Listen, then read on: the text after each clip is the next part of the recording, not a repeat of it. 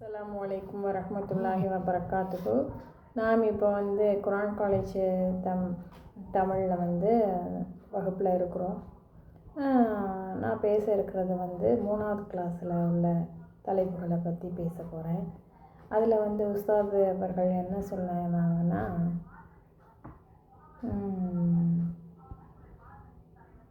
அதாவது பேச்சாற்றல் பற்றி சொல்லியிருந்தாங்க. நம்மளையெல்லாம் பேச சொல்லியிருந்தாங்க. பேசி யூடியூப்பில் பதிவேற்றம் செய்யணும் அப்படின்னு சொல்லியிருந்தாங்க. எக்ஸாம் எழுதுறதுக்கு பதிலாக இந்த மாதிரி ஒரு செயலை செய்ய சொல்லியிருந்தாங்க. நம்மள்கிட்ட அது கொஞ்சம் தயக்கமாகவே இருக்குது. ஏன்னா நம்ம அந்த மாதிரி ஒரு விஷயங்களுக்குள்ளே நம்ம போகாதனால நமக்கு அது கொஞ்சம் தயக்கமாகவே இருக்குது.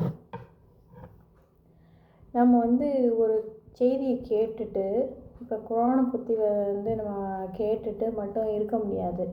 அதை பொறுத்த வரைக்கும் என்னென்னா, அதை செயல் வடிவமாக கொண்டு வரணும், நம்மளை வாழ்க்கையில் கொண்டு வரணும். இப்போ உஸ்தாத் அவர்கள் நமக்கு பாடம் நடத்துகிறாங்கல்ல, அதை நம்ம செயல் வடிவமாக கொண்டு வரணும்னா நம்ம வார்த்தை வழியாக அதை நம்ம முழுமையாக அதை நம்ம படிக்கணும். படித்து வாழ்க்கையில் செயல்படுத்தணும். இப்போது ஒரு புக்கு படிக்கிறோன்னு வச்சுக்கோங்களேன். ஒரு கோடீஸ்வரன் ஆவது எப்படி அப்படின்னு சொல்லிட்டு புக்கு படிக்கிறோம். கார் ஓட்டுவது எப்படி அப்படின்னு புக்கு படிக்கிறோம். ஆனால் புக்கு படித்தா மட்டும் போதுமா? அது செயல்முறையில் கொண்டு வரணும்ல. செயல்முறையில் கொண்டு வந்தால் மட்டும்தானே நமக்கு கார் ஓட்ட முடியும். அப்போ கோடீஸ்வரன் ஆகுது எப்படின்னு படித்தா மட்டும் போதுமா? செயல் வடிவம் கொண்டு வந்தால் தான் கோடீஸ்வரன் ஆக முடியும். அது மாதிரி தான் நம்ம உஸ்தாத் நீங்கள் செயல் வடிவமாக கொண்டு வர்றதுக்கு முதல்ல நீங்கள் பேச்சாற்றலில் வெளிப்படுத்துங்கன்னு சொல்கிறாங்க. பேசுகிறதுங்கிறது ஒரு கலை. அது இறைவனின் மாபெரும் அருள் அப்படின்னு சொல்கிறாங்க. வரலாற்றுகளில் நம்ம பார்த்தோம் அப்படின்னா, புரட்சிகளையெல்லாம் நம்ம பார்த்தோம்னா, அந்த தலைவர்களுடைய பேச்சு ஆற்றல் திறமையினால தான் தொண்டர்கள் அவர்கள் பின்னாடியும் அவங்க சொல்லுக்கு கட்டுப்பட்டவங்களாகவும் இருந்திருக்காங்க. உதாரணத்துக்கு ஹிட்லர் எடுத்துக்கிட்டால், அவருக்கும் உயிரை கொடுக்கக்கூடிய கூடிய ஒரு இவங்கெல்லாம் இருந்திருக்காங்க. எதுக்கு அப்படின்னு பார்த்தோன்னா, அவருடைய பேச்சாற்றல் தான். அப்புறம் நம்மளுடைய குரானுடைய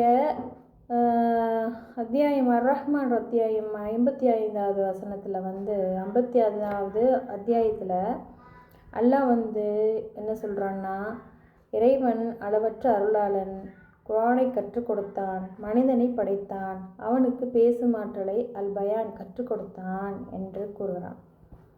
அப்போது அல்லாஹ்வே குரானில் சொல்கிறான், அந்த பயான் பண்ணுறத அல்லாஹ் மனிதனுக்கு கற்றுக் கொடுத்தான் அப்படின்னு சொல்கிறான். இந்த வகுப்பு பொறுத்த வரைக்கும் நம்ம படிச்சுட்டு எக்ஸாம் எழுதிட்டு வெறுமனே போகிறதுக்கு உண்டான இது கிடையாது. இந்த வகுப்பை பொறுத்த வரைக்கும் என்னென்னா, இதுக்கு நம்ம வாழ்க்கையில் மாற்றத்தை கொண்டு வரக்கூடிய வகுப்பாக இது இருக்குது.